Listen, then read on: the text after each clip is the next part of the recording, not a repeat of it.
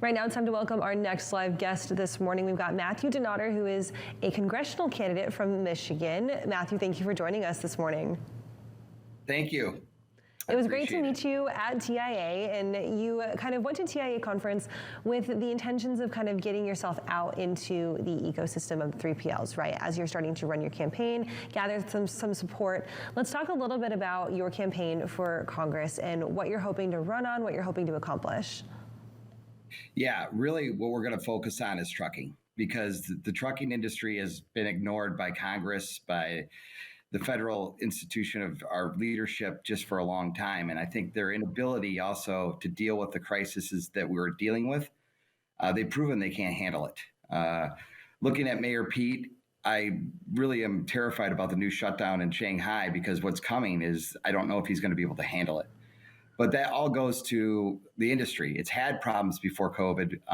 It's had problems for a long time that have been ignored, just like with the driver age being 55. We have 80,000 driver shortage. That's going to increase. But the average age is 55. And this is what's important, is because of what I've said before to you when we talked at TIA about how we really want to go against the independent operator attack with AB5 trying to go national. That would actually decimate our supply chain. And you're looking at guys that are 55 years old, so they're not going to want to deal with being shut down. And most people don't know that 95% of our supply chain is actually touched by independent operators.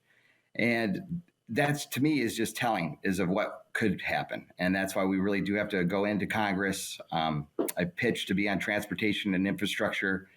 As you said, we've been endorsed by TIA, which is 1,900 trucking companies. When I was at the conference, we got over 30 companies to back our campaign. That was exciting. There's a lot of work, but the industry needs a voice. The rails have had a voice before, but the truckers have never had a voice in Congress. No one said that they wanted to fight for truckers, and that's what I want to do.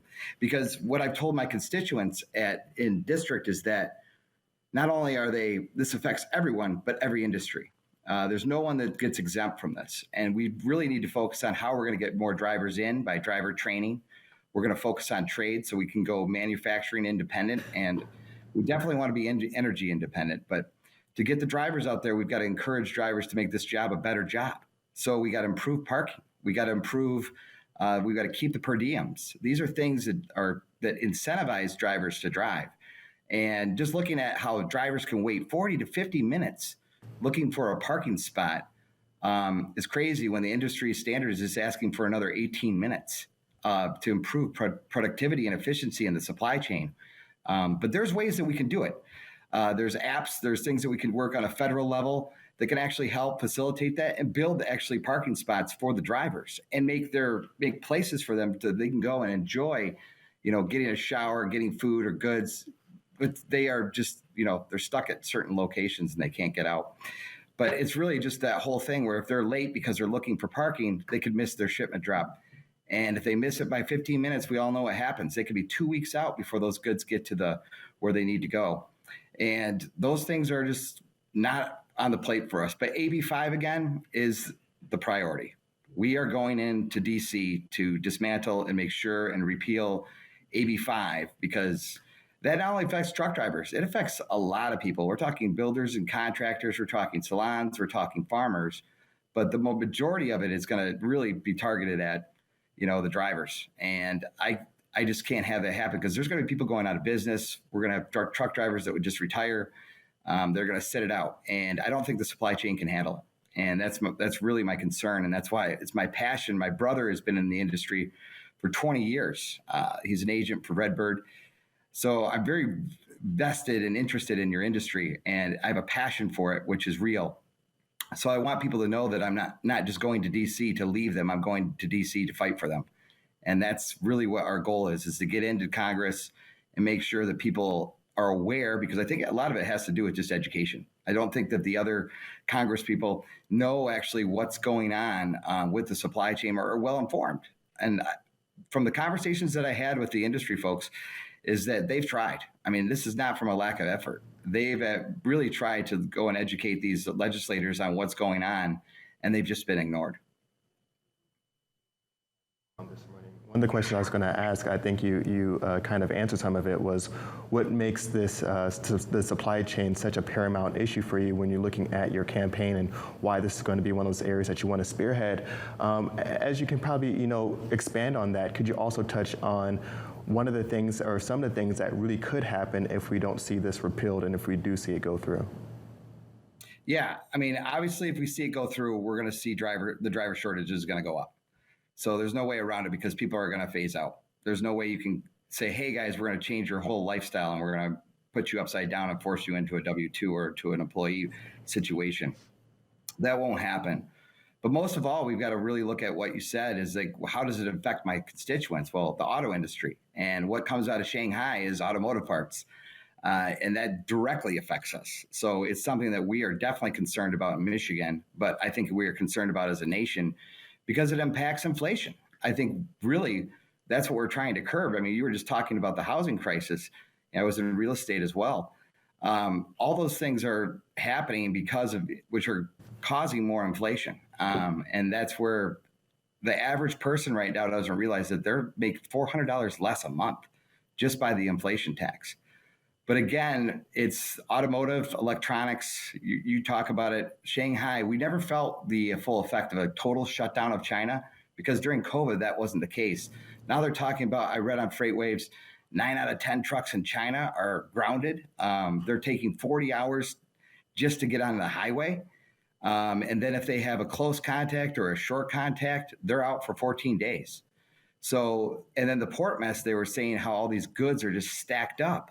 And they can't get around them, so they're having to switch and move forward to different destinations.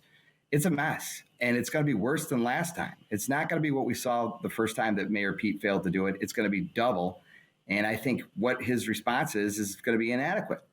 And we're going to see it really affect the truckers. And I think, again, where does the blame go? It goes to the truckers, and that's not fair because it's the legislators.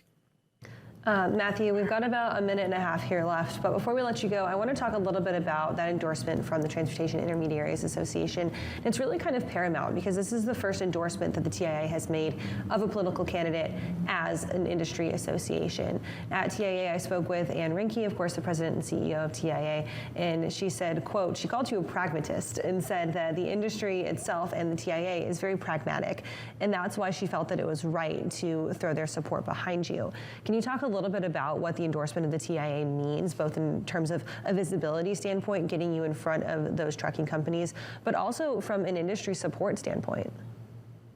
Yeah, I mean, the industry support is huge because it's given us credibility that we're the voice. And TIA is looked at as one of the standards. And they do so much for the industry, and they really do. They fight for the driver, they fight for the independent operator, they fight for the trucking, they fight for the brokers.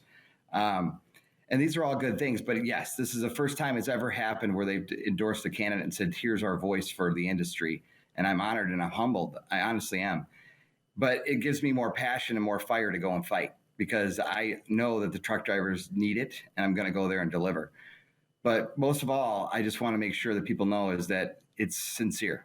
It's not something that I'm not just taking lighthearted. This is something that I'm actually going to go and do, and I want to show it. So it's more about my works than my action. My actions are going to speak louder than my words.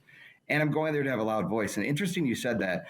So on Wednesday, I'll be debating the two incumbents. So it's huge because CNN's going to be covering it. So we're going to have national coverage. And there I'm going to pivot to trucking on almost every question because I want it to be about trucking and how it impacts our district. So there's just like one of the questions they're going to ask me is just basically, how people of color have been disproportionately, underserved. Well, obviously, independent operators, the majority of our truck drivers, believe it or not, are minorities that are the 40% independent operators. Not only that, the majority of those minorities are African American. So those people are being affected the most. And I think that's where it really comes to it. We can pivot on the industry issues and how they affect the actual people that live in the district. And it's going to be paramount. But Wednesday is going to be a big day. We're going to draw some national attention to this campaign, and we're going to draw national attention to trucking and all these issues with AB5, because you can tell I will be singing from the mountaintops about what we need to do and what's coming with the current shutdown. Well, Matthew, we appreciate you being with us today. As far as the election day schedule, is there a primary and then is there the general election on election day, or what are we looking at for voting? Yeah, right now I'm the only candidate on the ballot for the Republican Party, so I'm the only one that was invited to this debate with Haley Stevens and Andy Levin. Those are the two incumbents. They both decided to run for the same district, which is exciting because normally they would never ever, do an early primary like this with a debate. But I'm excited. They don't know who I am, so that's probably why they want me in. But that's what we're going to do. We're going to go in there and just talk about trucking because I'm not there to attack them. I'm there to attack the truth. I want to show people and expose what's happening in the supply chain and what we can do to prevent things down the road because we have to make improvements. Awesome, Matthew. Thank you so much for joining us this morning. We'll be sure to keep up to date on your campaign. Yeah, so it's donatoforcongress.com. I would love people to go check out the website, learn more about me. You can look at me up on Facebook. I have a website there too. But, all the support we can get, it's going to take, we need to build an army. And an army of support is what we're doing in the industry. We call our group the Band of Brothers. So we're going to war for trucking. And that's who we've included in our group. A lot of companies that are, heavyweights in the industry. And we are going to go in there and write good policy. We're going to actually make bills that actually will have some meat that are palatable. They're things that actually can get passed. And that's the critical part, is that not trying to ask for too much all at once. You want to make it incremental so that it can stick. All right, Matt, thank you for joining us again. Great to have you. We'll talk to you again soon. We're going to take another quick break. We'll be back to wrap up your first hour headlines, and we'll have another carrier update from Tony Mulvey.